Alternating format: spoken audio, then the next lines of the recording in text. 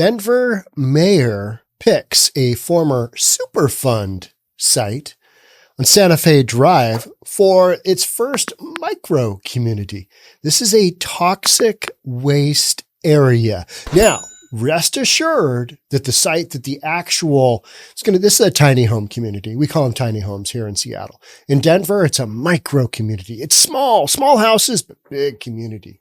We've been assured that, you know what, I think it's safe. I think it's mostly safe. Now, you may not want to breathe a lot when you're within your micro community. I mean, who needs to breathe anyway? But, maybe try and, wear a hazmat suit when you're in your tiny home, and probably don't drink any water coming off of any type of facility, that's in ground. I would spend as much time away from the site as possible. And for neighbors during the construction process, when they, scoop up some dirt and move that dirt around, I'm sure it'll be fine.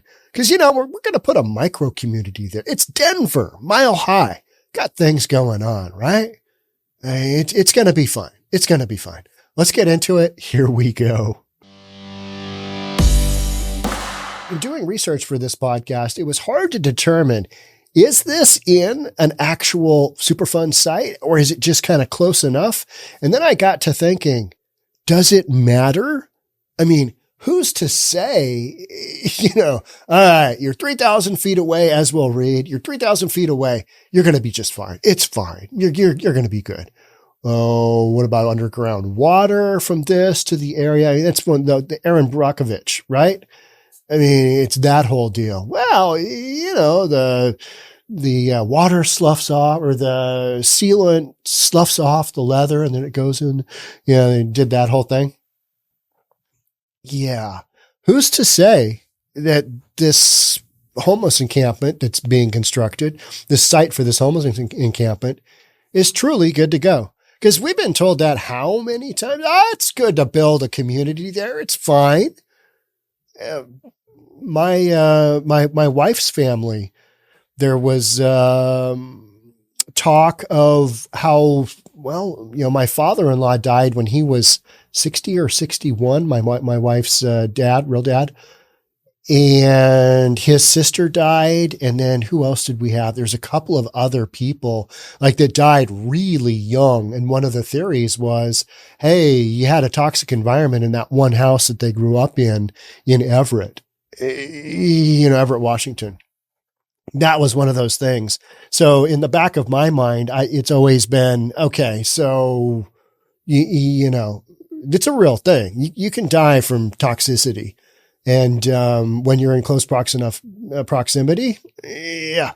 Denver Mayor Mike Johnston announced Monday that Denver's first micro community to house homeless people will be built along South Santa Fe Drive.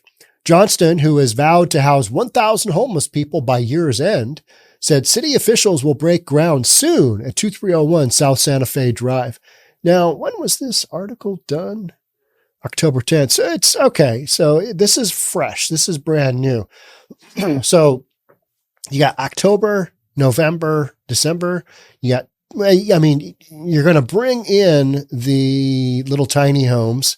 Okay. That doesn't require a ton, but getting your infrastructure in there in 2 months for 1,000 homeless people, that's aggressive. I don't see that happening, but whatever. But nearby residents have expressed concern about the site being toxic ground. I wonder why. And when you're scraping dirt around, it's fine. It's all right. It was once near a Denver Radium Superfund site. Okay. But Sean, it's not right on top of it. Okay. Yeah. It's kind of like the argument of all of our bus drivers and transit drivers here in Seattle. There was a recent study that came out that trace levels of fentanyl and meth are found on all of King County's buses and also the bus system down in the Portland area. It's like, but then health officials are like, it's such low levels. You don't need to worry about how low the levels of fentanyl are when you're getting on the public transport. Just be thankful that you're reducing that carbon footprint. Like, yeah, but the bus drivers aren't getting secondhand smoke. They're getting firsthand smoke. Big, huge difference, right? And it's not they're touching it and getting a little trace. People on the bus get on the bus and light up because they can, oftentimes there's no window down, or they can put the window up. You have, minimal airflow, and you can use that torch and you can light up whatever drugs you're doing. And then you just sit on the bus and it drives you around. What could be better? Right? So that's why you've got so many people doing drugs on the bus and then taking the bus wherever. Well, that smoke, it's not the secondhand smoke coming out of the guy smoking the meth or the crack or the fentanyl. It's smoke that gets out on its way into that dude. That is firsthand smoke. That's what the bus drivers are smoking, right? And that's why they're getting so sick, because this smoke is toxic. If you've ever smelled that smoke, you would know it. And you're like, oh, when you burn plastic, it gives, it's that burnt chemical smell. Terrible. The micro community is planned to house 120 people, open before year's end, and operate 24/7. Well, it kind of needs to, right? Okay, so this is a small portion of the 1,000 homeless people that they're going to fill by year's end, because winter is coming. I know there's a big push in Chicago right now because there's all of these illegal immigrants being sent to Chicago from the, governors down along the southern border who are just literally spreading the love around. If you're going to have an open border policy and you're just going to bring everybody in and their brother, then you got to have the ability to spread that out, right? Because otherwise everybody just gets all piled up in the southern states and they don't have the ability to go anywhere. So all of these governors and mayors, they're like, we don't have the resources. It's like, yeah, no kidding. The southern states ran out how many years ago? Denver plans to break ground on the site, currently an empty lot, in the coming week. Here it is. Here it is. I'm sure this is going to be fine. This is going to work out just great. There's going to be no issues. The beauty of it is most of the people in the homeless community are going to die of drug overdoses before any cancer can really get them. Yeah, that's horrible, isn't it? It's just horrible. This development is a significant step forward in the ongoing effort to combat homelessness and improve the lives of those in need with our city. We're going to put them on a site that used to be a former Superfund area. Oh, all right. The mayor's office said, noting that the site has been carefully chosen to accommodate the specific needs of its future residents. I have got just the site for you. It's level. It's cleared. You've had future uses that include big industry and commercialization and, how you pitch those things, I have no idea.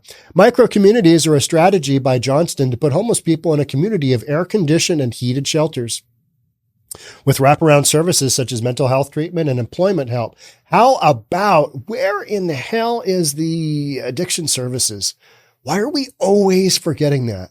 Maybe mental health treatment is in with that, but man, I want to see specifically, you need to get these people off the drugs in order for anything to really ever take effect.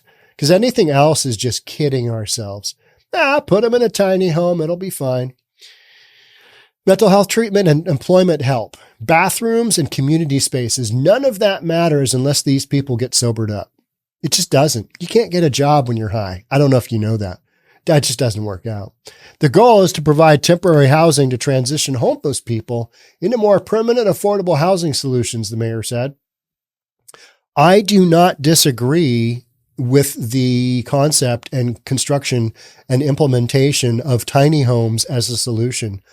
If there is accountability, the problem is there's zero accountability for putting people in these homes.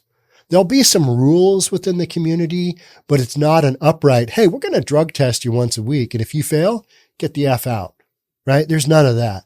Hey, we're going to need you to go into some treatment options here. We're going to need you to detox. You want to come get housing? You got to detox first.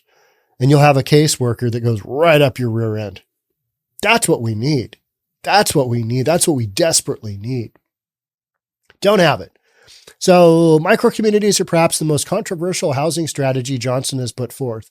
They're the only ones that remotely work here in Seattle, right? The city proposed 11 sites across the city where some nearby residents have expressed concerns about traffic. Well, there's more people. Health? Yeah, these are not exactly health spas. Let's just put it that way. Drug use? 100%. Absolutely. Crime? You betcha. Stolen goods purchased, stolen goods sold, prostitution, human trafficking, and the quality of living. Yeah, it goes down when a tiny home goes into the community.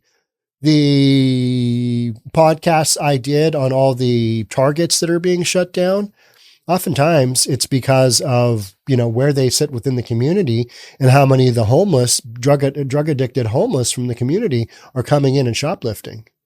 That's a huge, huge factor because these people are whacked out of their mind. They're looking to steal something for their next fix. And guess what? Quality of living, crime, health, safety, all those things go right out the window when you bring in these people that are just whacked out of their minds on drugs. In this case, nearby residents said it's unsafe due to the area's formerly toxic land. We've got a dispute here, and the people have not been heard. We need to get, I want to say Erin Andrews, but that is the ESPN and podcast host. She's the sports gal. She's really good. No, we need to get Erin Brockovich on it.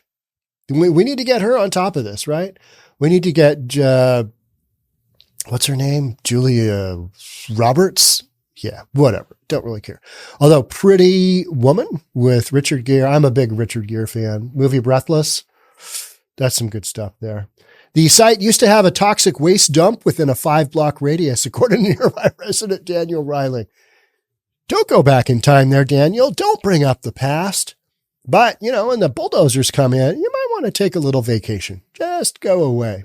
The Santa Fe Drive and Evans Avenue area became subject to controversy in the 1980s and 1990s when radioactive material was allowed to be disposed on site rather than being excavated or removed, Overland Park neighborhood records show. Yeah, it's fine, guys. It's fine. It's nothing to worry about. Get out those crack pipes and go to town because it's going to be fine. The plot is currently owned by the Colorado Department of Transportation, according to Denver assessor records. So they're looking around going, oh man, we've got a brilliant idea. That piece of land that's just sitting there, it's a little toxic, but they'll never know. They're already putting so many toxins into their system. We'll never get busted for this one. Let's throw in a tiny home community. This should work out just fine. This should be good. According to the Colorado Department of Public Health and Environmental website, in 2001, the United States, the state of Colorado, and the Southwest Shattuck Chemical Company settled their natural resource damage claim resulting from the release of hazardous substances from the Denver Radian Superfund site in southwest Denver, northeast of the intersection of Evans Avenue and Santa Fe Drive. All right, so they settled. Did we do a big cleanup? Is it okay? Doesn't really say, does it? I'm going to guess no. The nearest Denver radium site to the microhousing property is roughly 3,000 feet to the northeast, according to the Wednesday statement. Whatever entity has reviewed the microhousing community site location and confirmed that there is no environmental or public health risk to the future residents. Famous last words, right? It's going to be fine. It's going to be just fine. We're going to get you all situated. We're going to breathe deep. Taste that? Yeah, that's toxicity. The Denver Gazette reached out to Denver's Public Health and Environmental Department regarding soil testing on the site. Meeting Sunday night brought in concerned residents. We really didn't have a choice as to whether they or not they cared, Reiling said about concerns shared with officials. Reiling has a bachelor's degree in architecture and worked in commercial real estate for multifamily housing. He has researched the housing crisis and how zoning affects housing affordability and said the mayor has not explored every option. All right. Not in my backyard. Nobody wants it in their backyard. You know what? Because we should have these folks into treatment somewhere in a big treatment center. and then have them live in big, segregated communities to kind of get them back on their feet, not just pitch them into these tiny homes and hope for the best. But that's literally what we do because it's something that these cities can do. Oh, we can just get a bunch of these super quick because it's like bringing in 100 sheds, put them on some little foundations, little walk up. Good to go. I mean, in Seattle, I literally podcasted on how Jeremy Harris from Como came across a guy building his own little tiny home from what he claimed to be was stuff from the dumpster, construction refuse left over from the dumpster. A lot of people gave me a hard time about that because they said, well, Sean, I find stuff in the dumpster all the time. I'm like, yeah, multiple full windows that are just fine, not broken out. How many containers of, architectural styled roofing, composition roofing, siding, pressure treated wood? Yeah. And none of it looked bad. It just didn't look that bad. But yeah, as push came to shove, that encampment after, a murder, the R word, a massive fire, multiple 911 calls, a whole bunch of fights. It was finally cleared not that long ago. But a guy made his own little tiny home. So tiny homes are kind of the thing to go to because they're little boxy, and they're enclosed and you can do AC and you can do heat. And in an environment like Denver, heater comes in handy in the winter. Don't know if you knew that, but yeah. All right. And then the residents go on to say that they're pissed and they can't believe this is happening and they're going to work to push back. But at the end of the day, it's going to happen and they have no choice. That's just how government works, right? Yeah, we tried to oppose it, but they just didn't listen. Really? Huh, shocking. So I'm sure this tiny home community is going to be just fine. I mean, what could possibly go wrong? We'll never know. Thanks again for being here. We'll catch up with you in the next one. Bye for now.